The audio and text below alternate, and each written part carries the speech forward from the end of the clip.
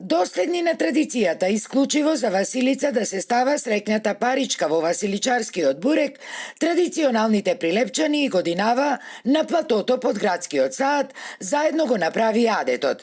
Во организација на општина Прилеп и на повеќе локални општествено одговорни компании бесплатно беа поделени над 500 василичарски буречиња, а во само едно од нив ја имаше и паричката на среќата.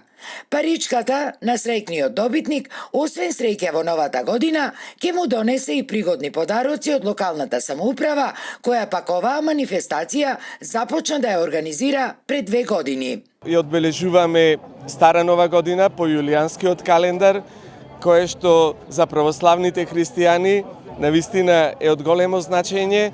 Трета година поред го одбележуваме и кај нас на Василица, односно Василий Велики, каде што символично со подарување на парче бурек, топол чај, греено вино, сите наши посетители имаат можност да го одбележат овај веќе традиционално одбележување. Во исто време им посакувам на сите мои сограѓани да имаат убава, среќна нова година 2024 и да уживаат во благодетите и биричетот на оваа година. Прилепчани презадоволни. Велат убаво е што пред 2 години се востанови оваа традиција. Најмногу заради тоа што главно обележје на овој голем празник е вртењето на василичарското лепче или бурек во кој се става паричка. Во Прилеп едино што се одбележува овој празник, мислам, на ваков начин и за младите и за старите. Се надевам дека ќе продолжи понатаму вака.